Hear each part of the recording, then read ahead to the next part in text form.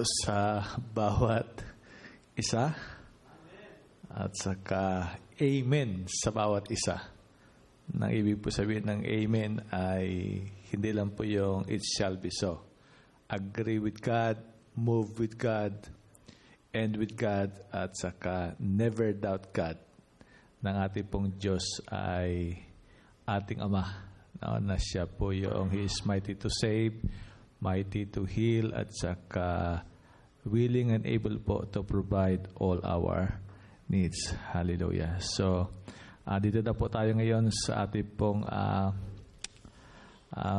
pangwakas ng ating pong series ng ating pong pag-aral na pinamagatan po na why God allow His own disciples or His own children, His own people, His own faithful servants na dumanas po ng iba't ibang klaseng mga kapighatian. So, napag-aralan po natin ang nangyari po sa mga Israelites, no? Sa Deuteronomy chapter 8, kung bakit po sila ay inalaw ng Panginoon na dumanas po ng iba't ibang klaseng mga pagsubok sa buhay, kapighatian.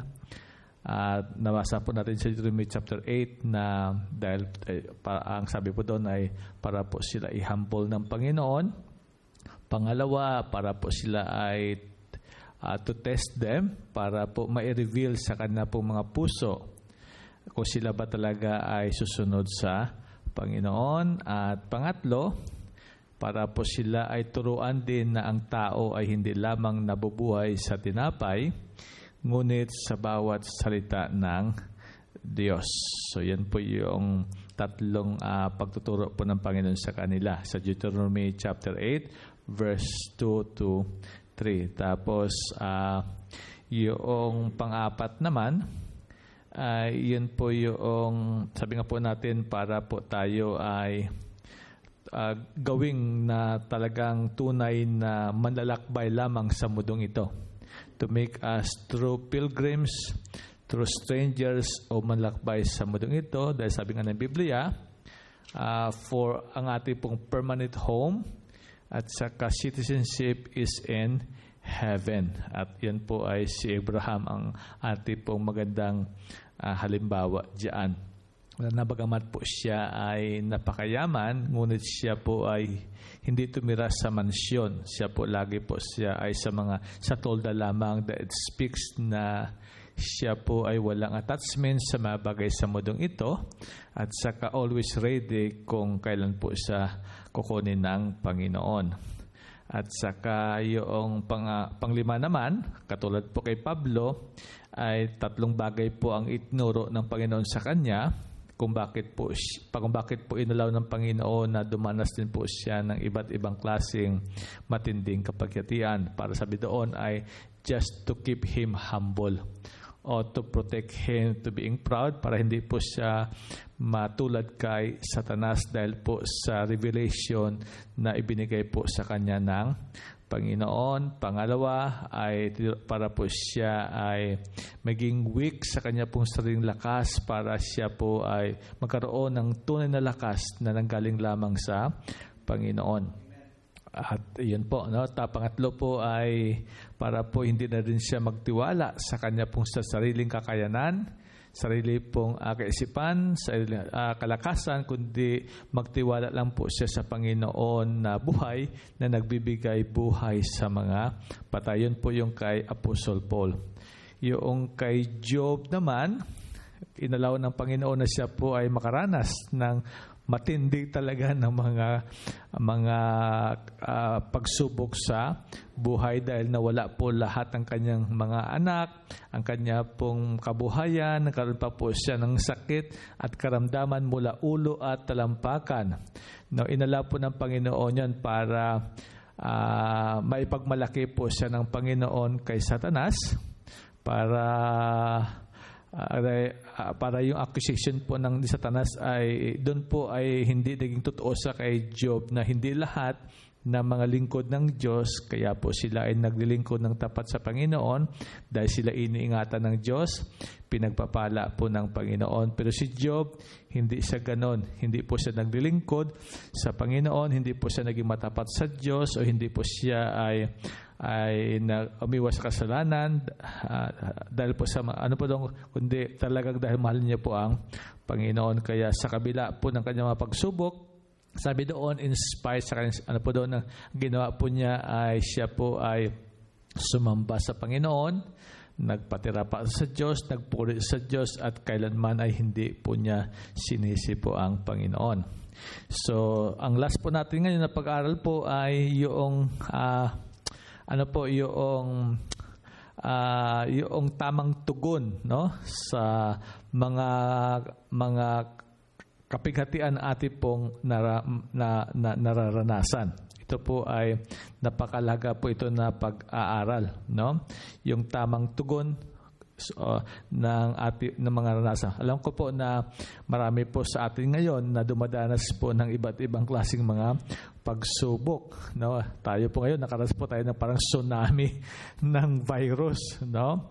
Marami po sa ating mga kapatid ngayon dumadanas po ng mga physical illness, no? At saka yung iba naman ay financial difficulties, at saka iba't iba po, kumbaga sa ay mental, emotional. So ito po ay ano ba yung ating mga tugon dyan sa mga naranasan po natin. So dito po sa 1 Peter chapter 4, sabi po ni Apostle Peter, okay, sige po, sabi po doon sa 1 Peter chapter 4 verse 12, ang gamit po natin ngayon ay ang salita ng Diyos. Sabi dito ni Pedro, sabi niya, mga minamahal. Ang kausap niya po dito yung mga kapatid na minamahal, no? Kung mabasa po natin sa chapter 1 yan, ang tinutukoy po niya yung mga kapatid na mga na-disperse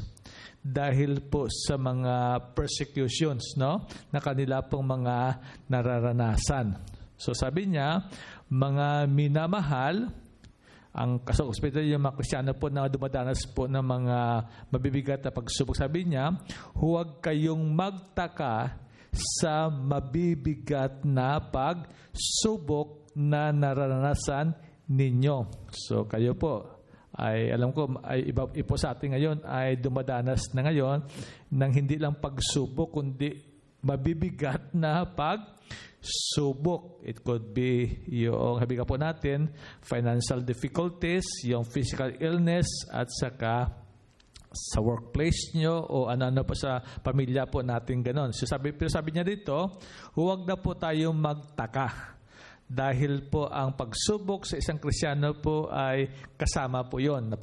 Narinig po natin minsan po na hindi lang po tayo binigyan ng pribilehiyo ng Diyos na sumampalataya sa Kanya, kundi ang binigay niya pribilehiyo din po ay tayo din po ay magtiis dahil sa Kanya. Kaya sabi po dito, huwag po tayo magtaka kasi po kasama po sa buhay ng isang Kristiyano yan, no? Sabi niya kapag sinusubok ang inyong pananampalataya. Sabi niya, wag taka kasi allow na Panginoon para subukin po yung ating pananampalataya. Di ba sabi nga po natin, dapat po subukin po yung ating pananampalataya dahil sabi nga po natin, ang faith daw na hindi po ay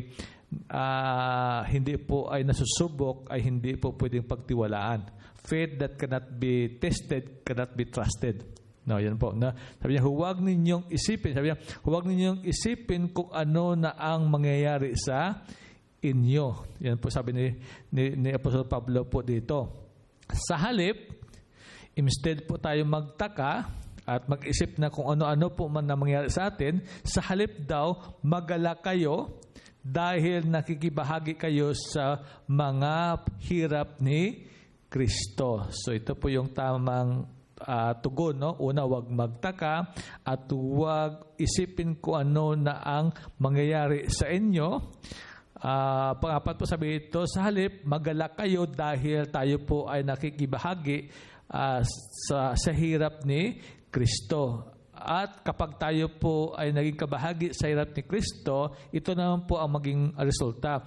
At magiging lubos ang kagalakan ninyo kapag naipakita na niya ang kapangyarihan niya sa lahat. So, para po maging lubos ang ating kagalakan. No? So, iba po yung joy. Ang sabi po ito, fullness of joy. So, to experience the fullness of joy, we need to undergo po yung mga trials natin pong mga na inaala po ng Panginoon. So, yan naman po ang kapalit niyan. No?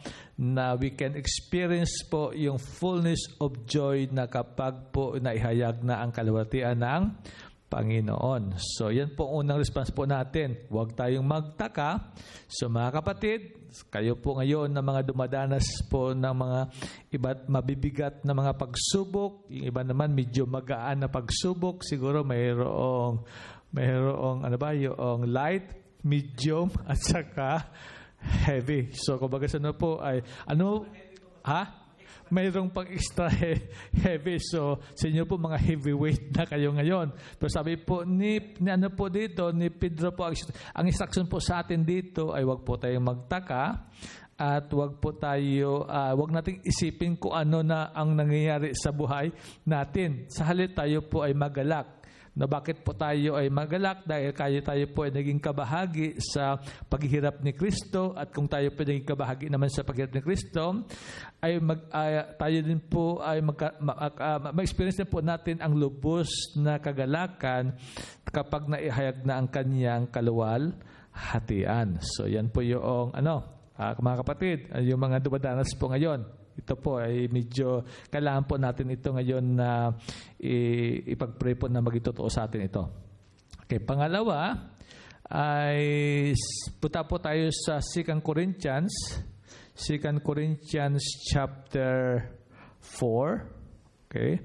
2 Corinthians chapter 4. Ito po naman po yung exhortation po ni Paul, no? Na dumanas po ng matinding mga kapighatian sa buhay. So sabi niya po sa 2 Corinthians chapter 4 verse 16, sabi niya, iyan ang dahilan kung bakit hindi kami pinanghihinaan ng loob. So kapatid, una, huwag magtaka, huwag mag-isip ka na kung ano-ano pa, magalak. Ito naman ngayon, huwag po tayo daw panghinaan ng loob. Okay? Dahil sabi niya, kahit na unti-unting humihina ang aming katawan, ito po yung katawang lupa, ganun talaga, no? Patuloy namang lumalakas ang aming espiritu o yung ating pong katawang panloob. Kaya wag po tayo po mapanghinaan ng loob. Verse 17, sapagkat ang mga paghihirap na dinadanas namin sa mundong ito ay panandalian lamang at hindi naman gaano mabigat. So, tandaan po natin, yung mga paghirap na po natin sa mundong ito po ay panandalian lamang at hindi na po gaano kabigat kung ikumpara mo naman sa kaluwalhatian na ibibigay sa atin ng Panginoon. Okay? At dahil sa aming mga paghihirap, may hinahandang gantimpala ang Diyos para sa amin na manatili magpakailan man at hindi mapantayan. So yun po kung bakit po sila ay hindi po ay napanghinaan ng loob, o na dapat din po tayo na hindi po tayo mapanghinaan ng loob, bagamat po yung ating katawan ay unti-unti po ay nanghihina. Pero yung ating espiritu naman, yan po ay patuloy na pinapalakas ng Panginoon. At dahil sabi ito, yan po ay yung mga paghirap po natin ngayon, kapatid, ay hindi po lifetime yan, no? At saka ay hindi, ikumpara po natin sa gantipala po ng Panginoon, ay mas maganda po ang gantipala ng Panginoon. Kaya verse 17, sabi niya, kaya hindi namin pinapahalagahan ang mga bagay na nakikita sa mundong ito, kundi ang mga bagay na hindi nakikita, sapagkat ang mga bagay na nakikita ay panandalian lamang, pero ang mga bagay na hindi nakikita ay walang hanggan. Kaya tayo po na mga Kristiyano, dapat ay we should live in the light of eternity. Nang focus po natin, hindi po sa mga bagay sa mundong ito, dahil yung nakikita po natin dito, lahat ito po ay panandalian lamang. Dapat, kaya nga sabihin po natin, we need to fix our eyes on Jesus, heaven at saka yung eternity. Dahil yun po ay mga bagay na walang hanggan. So, yan po yung sabi ni Pablo, wag na po tayo mapanghinaan ng loob. Kaya kapatid, kung dumadanas ka ngayon, una, wag kang magtaka. Pangalawa, wag kang mag-isip na kung ano. Pangatlo po ay wag tayo po mapanghinaan ng loob. Tapos balik po tayo sa 1 Peter. 1 Peter po tayo, 1 Peter chapter 1. Balik po tayo doon. 1 Peter chapter 1, verse 6 naman tayo.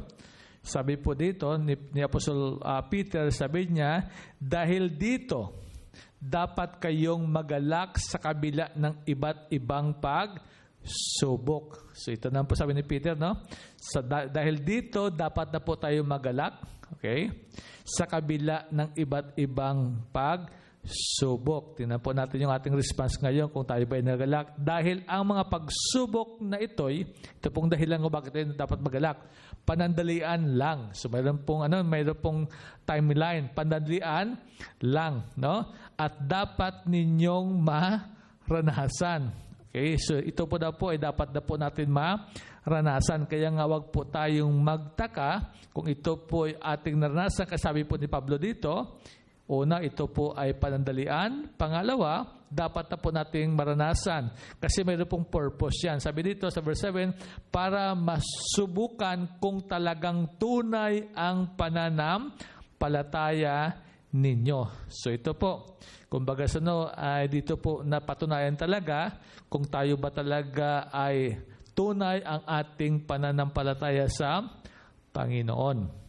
Okay, sabi nga po natin, ang tunay na pananampalataya sa Panginoon ay meron po tayong total commitment sa Kanya at any cost. Kahit ano mangyari, patuloy pa rin po tayo na naglilingkod po sa Panginoon. Sabi nito, katulad ng ginto, sinusubok ito sa apoy para malaman kung tunay o hindi. Pero mas mahalaga ang pananampalataya natin kaysa ginto na nawawala. Kaya kapag napatunayang tunay ang pananampalataya nyo, papurihan kayo, parangalan pagdating ni Jesucristo. Kaya ito po kapatid, no?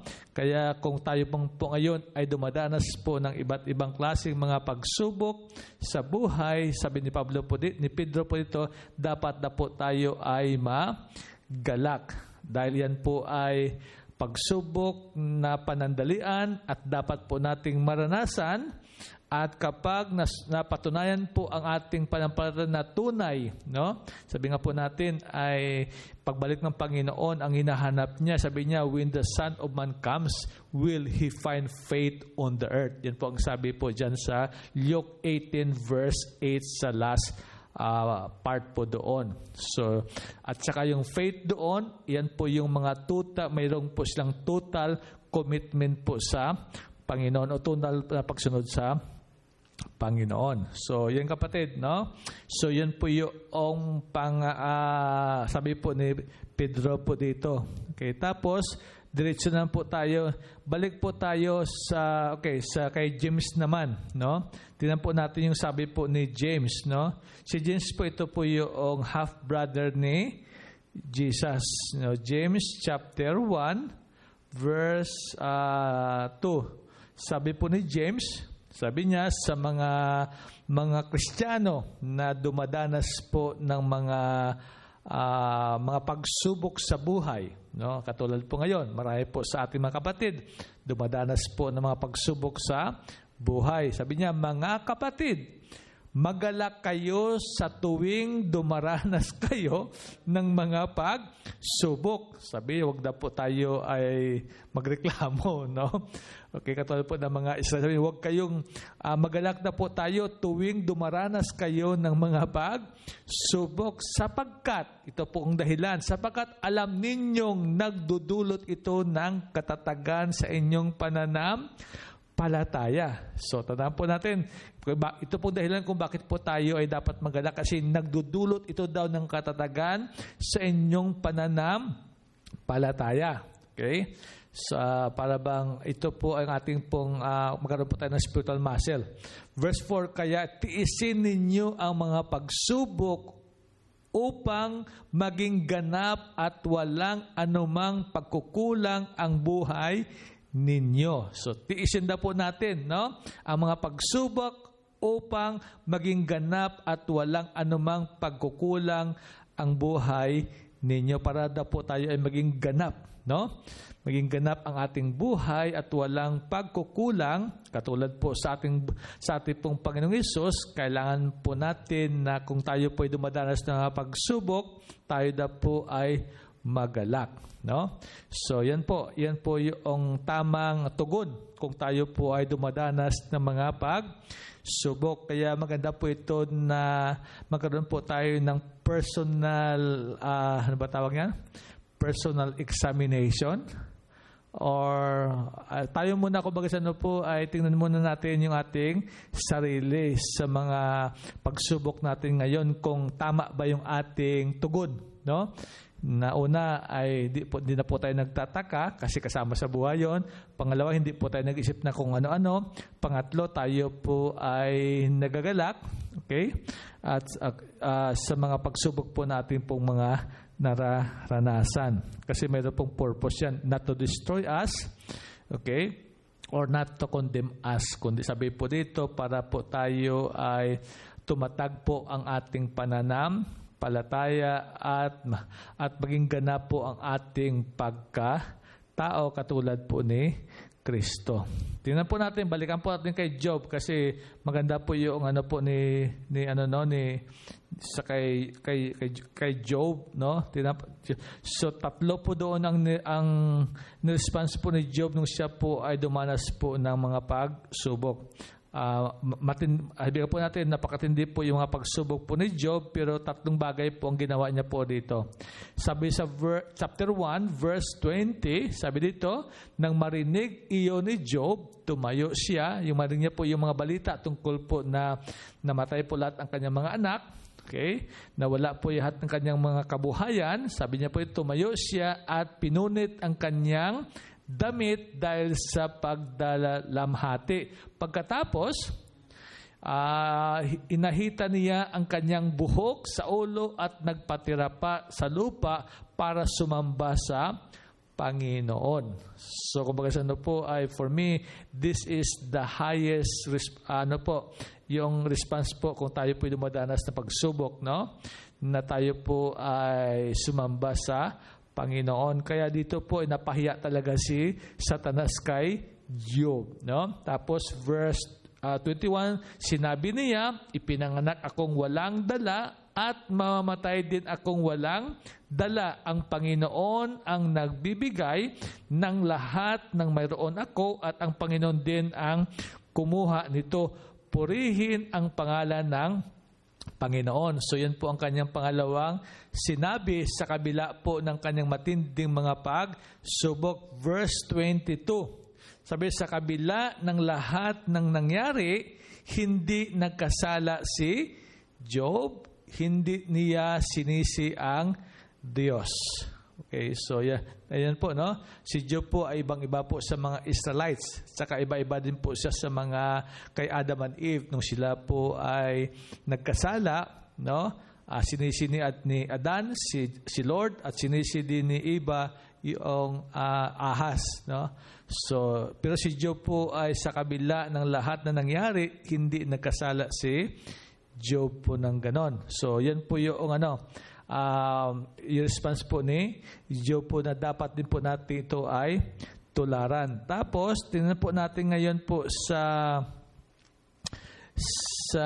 Philippians chapter 4. Philippians chapter 4, malapit na po tayo. Philippians chapter 4, very familiar passage in the Bible. Ito po yung exhortation po ni Paul, no? O instruction ni Paul sa mga kapatiran na dumadanas po ng pagsubok, bagamat po siya ay nasa kulungan, no? Tingnan niyo po, no, sa yung Philippians po, ito po ay was written when Paul was in prison. At saka yung in-encourage niya yung mga wala sa kulungan. Tingnan po natin, no? So, Philippians chapter 4, verse 6, sabi niya po dito. Sabi niya, verse 6, sabi niya, huwag kayong mag-alala sa anumang bagay.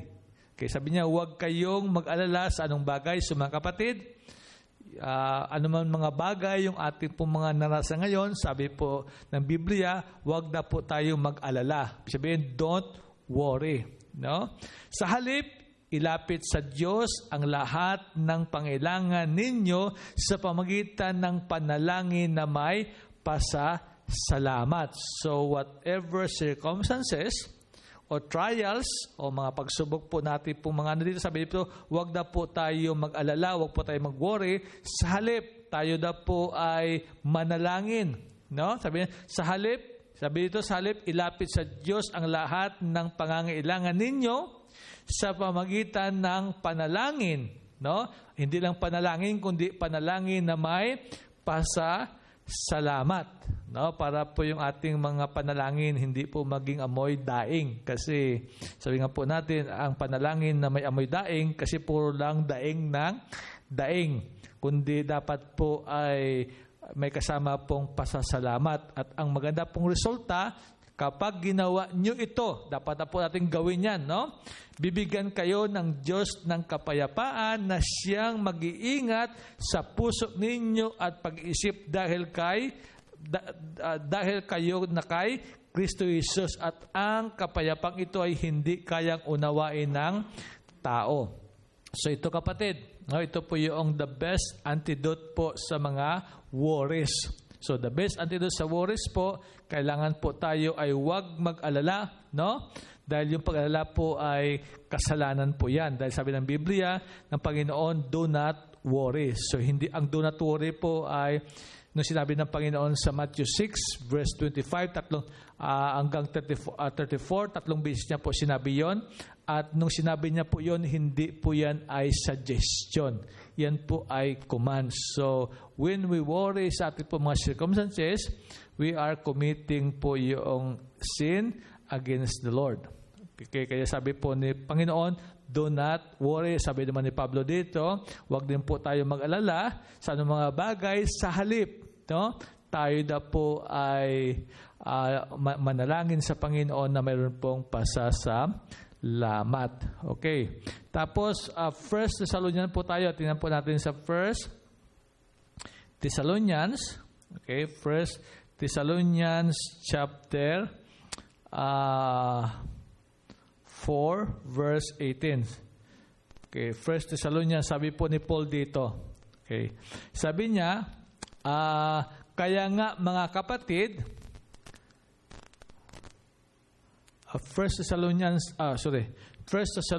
chapter 5, ano po tayo? 5 pala, 5 verse 18. Sabi po ni Pablo dito, no? Sabi niya sa verse 18, sabi niya, at magpasalamat kayo kahit ano ang mangyari. So yan kapatid. Sa ano man na po mangyari, whatever circumstances that we go through, no? Sabi dito ay magpasalamat kayo kahit ano ang mangyari dahil ito ang kalooban ng Diyos para sa inyo na mga na kay Kristo Jesus. Kaya sabi nga po ito, sometimes po we are asking kung ano ba yung kalooban ng Diyos. Ang kalooban po ng Diyos na kahit anong mangyari, tayo po ay nagpapasalamat pa rin sa Panginoon. Dahil ano man po yung mga nangyari sa buhay po natin, mayroon pong magandang purpose po dyan ang Panginoon. Sabi ng Biblia, all things work together for good to those who love God and to those who are called according to His purpose. So kung tayo po ay nagmamahal sa Panginoon, ang lahat ng mga bagay na inaalaw po ng Panginoon ang ano po doon, ang resulta noon para po lagi sa ating ikabubuti. Kaya nga ito po kapatid, no, is not to destroy our life, is not to ruin our life, but is always for our own good. Kaya balikan po natin, no, yung right response sa ating pong mga pagsubok, lalo na po sa panahon po natin ngayon. Dahil sabi nga po natin, ang mundo po ngayon ay talagang, sabihin po, will turn from bad to worse po ng ganon. At bilang Kristiyano, sa mga darating po na mga pagsubok, kung tayo pa po ganon, ngayon po ay talagang tsunami talaga tayo ngayon.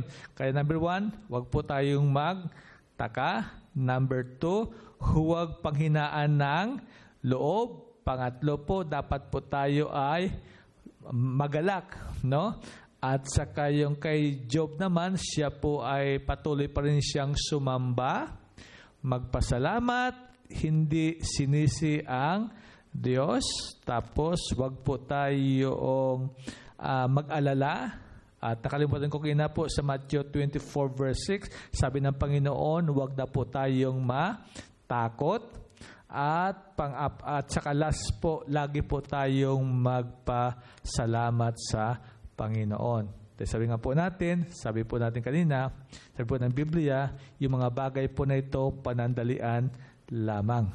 At kung tayo po ay nakaranas po ngayon, kapatid, hindi po yan, just only, at saka tayo po ay nakibahagi po sa mga pagsubok po ng Panginoon. Pero ang kapalit po niyan, mas maganda ang kapalit para po yung mga babae. Ang babae po na mga nanganganak, no? Alam nila na masakit ang manganak. Mahirap ang manganak. Bakit gusto pa nilang marami silang anak, bagamat mahirap manganak? Kasi ang focus po nila, hindi doon sa hirap. Ang focus po nila na magkaroon sila ng maraming anak. So, ganoon din po kapatid, kailangan po natin ma-shift ang ating focus kay Lord, hindi po sa ating suffering, kundi yung result after we suffer, katulad po ni Pablo. So, yan po ang ipag-pray po natin ngayon kapatid. Sa inyo mga kapatid na dumadanas ngayon ng mga physical illness, financial difficulties, or whatever it is kapatid. Kailangan po natin ngayon mag-shift po tayo ng focus po, para mag-change gear po tayo. No, sabi nga po natin, amen. No, kailangan po natin ngayon yung amen. Agree with God, move with God, end with God, at saka never doubt God. Amen. So, Happy New Year po sa atin, at tayo po manalangin. Hallelujah, Panginoon. O dakila po naming Ama na walang katulad ang kanyang pagmamahal sa amin. Lord, kung kaya mo na ibigay ang iyong bugtong na anak, how much more pa yung aming pangangailangan.